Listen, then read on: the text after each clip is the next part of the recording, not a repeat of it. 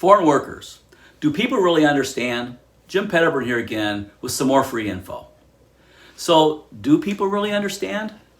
Some do more than others. Let me explain. I'm an American who loves this country. My story is really simple. I'm a mechanic turned engineer, turned headhunter, started a business. I'm living my American dream after having built a 30-year business that places highly skilled technical people all over America. Now, throughout our country's history, every wave of immigrants has had some resistance. The first were the Irish. And that turned out well with all the other groups that have come here. And today, it is about technology workers from multiple countries. They're from all over. Now here's today's myth. Foreign workers are taking American jobs. Not at all true. It's just not at all true. I'm in the trenches like every day dealing with this. I've been doing it for years, and so has my team. I can tell you the visa issue for highly skilled workers is grossly misunderstood. It's unfortunate. After being in this for so long, I find it very understandable why so many intelligent people really don't understand the issue. It's not their fault. This is a complex area. Unless you've lived it and you've breathed it, it can be very complex issue. From H1-B visas, F1, B1, B2 green cards, lotteries, freezes on lotteries, fast premium visa process. There's a lot that goes on. But here's the deal. We are in a global competition for talent. What does this mean?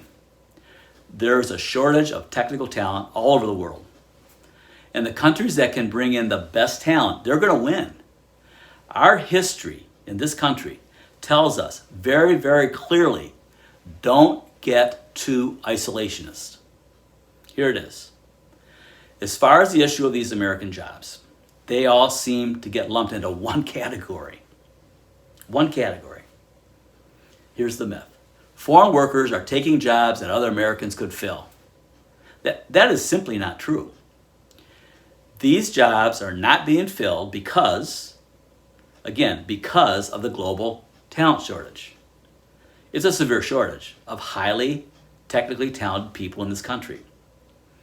It's factually incorrect to say carte blanche that these workers should not be allowed in because they are taking jobs away from American college students or other American workers.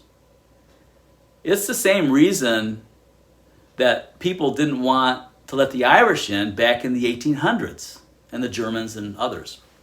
It's no more true today than it was back then. The fact is that virtually all of these American college graduates get hired if they choose a degree that lines up with the marketplace. So the F1 student visa myth is just that. It's a myth.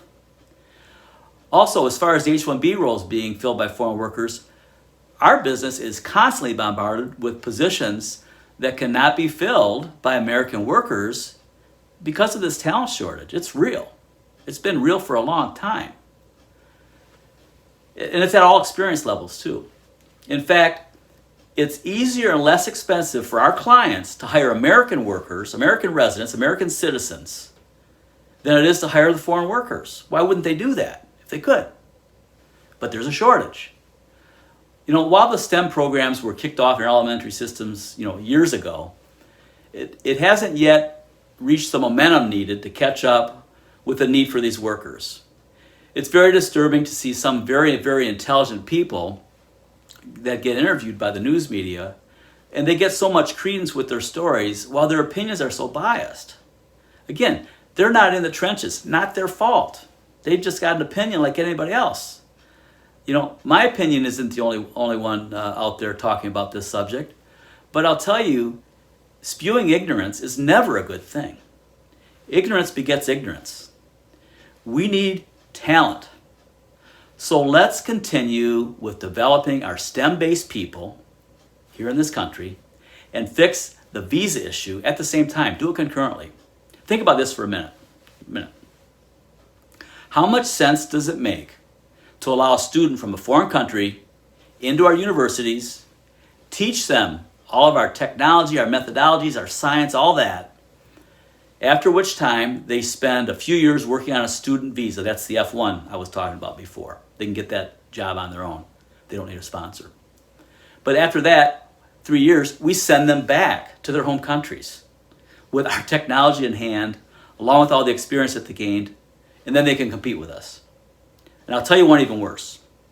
The same worker who's got that 3 years spends another 6 years on an H1 visa to go back and compete with Americans in the foreign country with 9 years of experience. This is nuts. This is just nuts. We're throwing it all back. The sad thing is, there are some very simple fixes, and the politicians refuse to collaborate on them. People who understand this issue could fix this in a week. You know, I hope this tells you or helps you to understand the other side of the story here a little bit. For a drilled down look in, more deeply, see my partner Dan Trudeau's upcoming videos and blogs on this subject. He has the fixes needed. He's had that for quite some time. Thanks for listening, and please forward, like, and subscribe to spread the word. The link is over here in the corner. Have a great day.